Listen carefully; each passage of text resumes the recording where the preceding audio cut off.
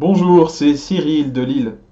Aujourd'hui, je veux vous parler d'un sujet qui fait polémique en ce moment, pas seulement depuis peu de temps, hein, ça fait quand même un petit moment, c'est l'islam en France.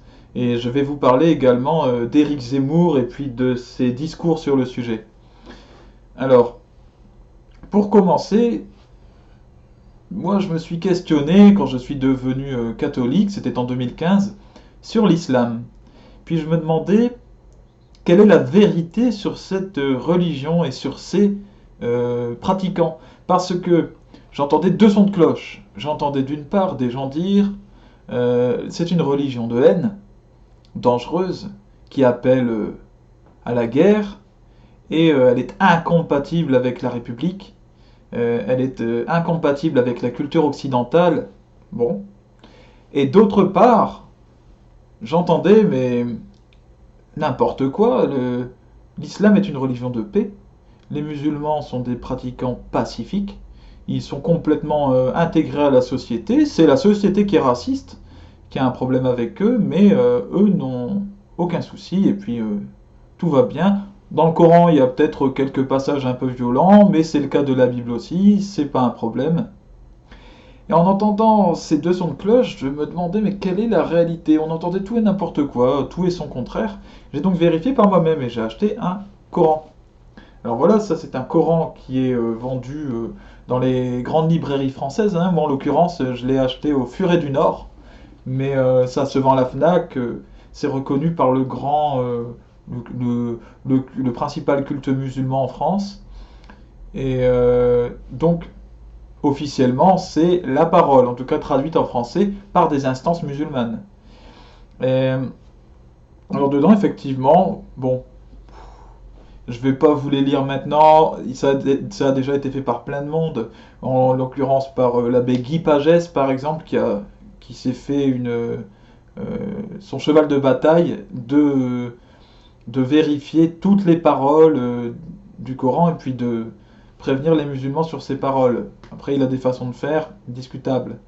Mais il y a effectivement dans le Coran, c'est une vérité, des paroles de haine, des paroles de guerre qui appellent à la guerre, des paroles qui appellent à la guerre en particulier contre les gens du livre, livre avec un grand L. Le livre, c'est la Bible. Et les gens du livre, ce sont les juifs et les chrétiens. Voilà, puisque je rappelle que la Torah, le livre du judaïsme, principal du judaïsme, est en réalité un ancien testament, donc une partie de la première Bible, c'est cette ancienne Bible un peu modifiée. Voilà, on a enlevé les traces de l'annonce de Jésus-Christ, puisque les juifs d'aujourd'hui n'ont choisi de ne pas croire en Jésus. Alors, il y a des paroles comme ça qui appellent au meurtre des gens du livre, qui disent qu'ils sont méchants, que les juifs sont fourbes, sont bon, tous les poncifs habituels antisémites. Mais il faut se méfier d'eux, il faut faire aucune affaire avec eux. Quand on les voit dans la rue, les gens du livre, les chrétiens aussi, il faut les mépriser, il faut pas les laisser marcher sur le trottoir. Il y a plein de règles comme ça, folles. Et puis ça va jusqu'au meurtre, donc on appelle à... euh, soit, il y a deux choix hein, pour les non-musulmans dedans, dans le livre, c'est que soit ils se convertissent hein, par la force, voilà, par la force, ou sinon c'est le meurtre. On les menace de mort, et puis s'ils veulent pas, ben on les tue. Euh, et alors les paroles, elles se trouvent, vous pouvez trouver ça, vous mettez, vous tapez sur Google paroles scandaleuses du Coran, appel au meurtre dans le Coran, vous trouvez. Voilà. C'est une question de bonne foi. Je ne vais pas commencer à donner des arguments parce que ce sont des débats sans fin. Il y a toujours des personnes pour me répondre, oui, mais c'est la traduction, oui, mais tu ressors ça de son contexte, etc. D'ailleurs, pour parler d'un contexte, j'ai déjà entendu cet argument, on disait, mais on appelle aussi à la paix dans le Coran, il y a les deux. On appelle à la guerre d'un côté, mais à la paix aussi, et donc c'est ambigu.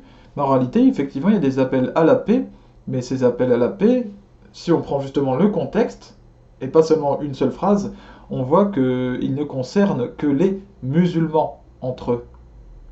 Voilà. C'est quand même un point qui a son importance. Évidemment, toutes ces paroles sont strictement incompatible avec la vie en commun dans une société. Mais une société, encore, faut-il savoir de quelle société on parle. Si on parle d'une société catholique, comme moi je suis catholique, effectivement il y a un problème, puisque le Christ dans la Bible nous a appelés à nous aimer les uns les autres. Aimez votre Dieu de tout votre cœur, de toute votre âme, de toute votre force. Aimez-vous les uns les autres comme je vous aimais. Aimez même vos persécuteurs, c'est à ça que je vous reconnaîtrai. Ceux qui vous font du mal, s'ils ont soif, donnez-leur à boire, s'ils ont faim, donnez-leur à manger, etc. Donc c'est un appel à l'amour total. Puis d'un autre côté, 600 ans plus tard, on a Mahomet qui arrive, qui, c'est une figure historique, il y a des historiens qui ont travaillé dessus, c'est un homme qui a pillé, c'est un homme qui a volé, qui a violé et qui a tué. Il a été marié à une petite fille de 6 ans, on en parle de plus en plus, c'est vrai, et Aïcha, elle avait 6 ans au moment du mariage, elle avait 9 ans au moment de la première pénétration. Évidemment, toutes ces valeurs sont parfaitement incompatibles avec le catholicisme. Jésus nous appelle à nous aimer les uns les autres. Mahomet, dans le Coran, appelle au meurtre, appelle à tuer ceux qui sont nos ennemis, et les ennemis, ce sont tous ceux qui ne sont pas musulmans. Donc ça fait du monde. Le Christ nous a appelés aussi à n'avoir qu'une seule femme, et à l'aimer toute notre vie, sans divorce. Sauf à quelques exceptions près, a-t-il dit. Par exemple, il y a une des deux personnes qui est en danger physique, bon, si l'autre le frappe. Dans l'islam, on a Mahomet qui nous présente le modèle d'un homme avec de multiples femmes. Alors aujourd'hui, on a beau nous expliquer plein de scénarios, mais en fait, il a fait ça parce que ceci, cela. Le modèle est là, quand même. Ça, effectivement, c'est un problème de base. Mais, il faut cependant noter qu'il y a une différence entre une religion en théorie, en particulier son texte fondateur, et les pratiquants. C'est le cas chez nous les catholiques. Nous ne sommes pas des gens parfaits, l'Église n'est pas parfaite. L'Église catholique est parfaite en sa théorie, en ce qu'elle présente comme idéal. C'est la seule Église parfaite. Cependant, ceux qui la composent sont des êtres de chair, des gens comme vous, comme moi, avec leurs défauts. Donc l'Église sur terre n'est pas parfaite, loin de là, elle est composée par des hommes qu'on dit pécheurs et des femmes pécheresses. C'est la même chose pour l'islam, mais de l'autre côté. C'est-à-dire qu'il y a un texte effectivement qui contient des choses très sombres, qui contient quelques éléments vraiment dangereux. Cela dit, il y a beaucoup de musulmans qui ne respectent pas ces paroles à la lettre, et heureusement pour nous, et heureusement pour la population générale. Par rapport au nombre de musulmans que nous avons, ceux qui choisissent d'attaquer, de passer un moment à l'acte et de faire des mauvais actes, il y en a très peu. En réalité, c'est infime. Donc, en fait, sur l'islam, je pense qu'il y a un grand tri qui est en train de se faire. Je pense qu'il y en a qui choisissent de ne pas obéir à la parole. Pourquoi? Parce que l'homme a un cœur bon. Comme l'explique l'abbé Guy Pagès, l'homme a naturellement un cœur qui tend vers le bien, qui aussi plonge dans le mal, mais qui tend vers le bien. Son idéal, c'est le bien.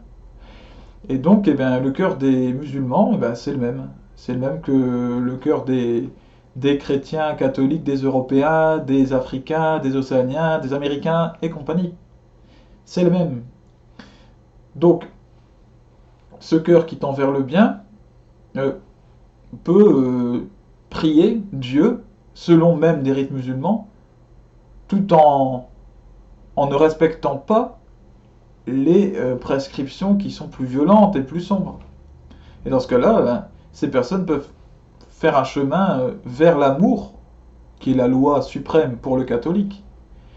D'un autre côté, il y a des catholiques, il y a un mouvement chez les catholiques qui est en train de se créer, un mouvement d'extrême droite. Il y a des catholiques aujourd'hui qui défendent vous savez, la remigration, le fait de vouloir repousser chaque migrant dans son pays d'origine. Alors on en revient à un système totalitaire, parce que jusqu'à quelle génération est-ce qu'on choisit qu'une personne est un migrant ou pas? On ne sait pas. Et ces personnes donc font partie de l'Église, mais pas de l'Église parfaite. Et au jour du jugement, puisque je crois au jour du jugement, l'Église catholique professe qu'il va y avoir un apocalypse, donc une révélation. À ce moment-là, ne rêvons pas, il y aura des catholiques, des musulmans et plein d'autres, des athées, des bouddhistes, etc., des juifs, qui auront fait le choix du Christ et de l'amour, et qui seront sauvés. Et il y en aura tout autant des chrétiens, des juifs, des musulmans, des bouddhistes, les mêmes, qui auront fait le choix, enfin d'autres, mais des mêmes religions, qui auront fait le choix du mal, et qui tomberont en enfer. Maintenant, venons-en à la façon de fonctionner d'Éric Zemmour. Éric Zemmour nous présente donc les paroles du Coran, et il nous cite de vrais passages, hein. J'insiste là-dessus, il ne dit pas n'importe quoi, mais il y a un manque chez lui d'humanité qui est terrible, ce qui fait qu'il colle les préceptes du livre, donc la théorie, sur chaque personne, chaque musulman. Et il explique que, du coup, quand on est musulman, on respecte à la lettre le Coran, donc on est susceptible de tuer un chrétien, de tuer un juif là où on le voit. Voilà, donc il nie totalement la réalité des faits, le fait que la plupart des musulmans vivent tranquillement avec nous, ça il ignore. Alors après, quand je dis la plupart, je ne sais pas quelle est la dose de musulmans qui sont, en fait vont faire le choix du bien et ceux qui vont faire le choix du mal et se tourner vers justement tous les préceptes mauvais qui sont dans le Coran et choisir de les appliquer à la lettre. Hein, ceux qui ont formé Daesh par exemple s'appliquent à ça. Eh bien, quelle est la dose de bon et de mauvais? Ça ne m'appartient pas, je ne sais pas, personne ne le sait si ce n'est le Seigneur lui-même. Mais Zemmour semble ignorer cela, il fonctionne selon un principe purement intellectuel, sans amour, donc sans rien en fait, sans rien de divin. Et du coup, mais c'est dangereux. Ça, c'est créateur de suspicion, de tension, éventuellement de guerre civile à laquelle il appelle de plus en plus. Donc, je pense que Zemmour est dangereux malgré lui, parce que c'est quelqu'un de brillant intellectuellement, parce qu'il a de vraies connaissances, parce qu'il est courageux, mais il y a un problème, c'est que il n'a pas l'amour dans son cœur. Et ça en fait une arme d'autant plus dangereuse. Il peut servir le démon en fonctionnant comme cela. Cela dit, je pense qu'il y a un excès de l'autre côté, du côté de, bon, on les appelle les bien-pensants, etc. Mais ceux qui nous disent que tout le monde est beau et tout le monde est gentil, qui sont aussi dans une naïveté, euh, eux condamnent fermement toute critique du Coran, toute critique d'un musulman. Non, ça c'est faux aussi. Il faut voir la vérité des faits. Et je pense que c'est dans la recherche de la vérité vraie, sans concession, mais avec amour, sans oublier l'amour parce que la vérité fait partie de l'amour en réalité, l'amour englobe tout. Euh, eh bien, je pense que c'est dans la recherche de cette vérité qu'on peut obtenir la paix et qu'on peut avancer tous ensemble vers le bien auquel nos cœurs aspirent tant. Voilà.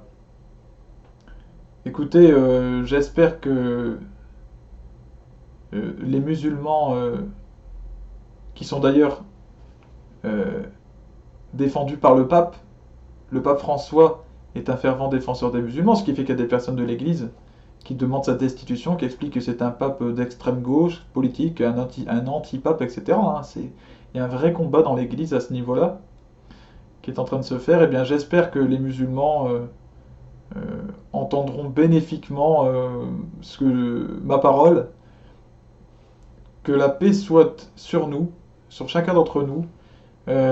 Si vous voulez discuter, échanger par rapport à ce que j'ai dit, même parler avec moi, me poser des questions, eh bien n'hésitez pas à le faire dans les commentaires. Je vous demande simplement de le faire avec respect. S'il y a des insultes, des choses comme ça, moi je supprime. Hein. Je supprime les commentaires, je réponds pas. Commence par savoir se tenir, d'accord? On vient pas discuter, cracher sa haine sur les gens. Ça c'est du n'importe quoi, c'est pas digne d'un être humain. je vous le dis.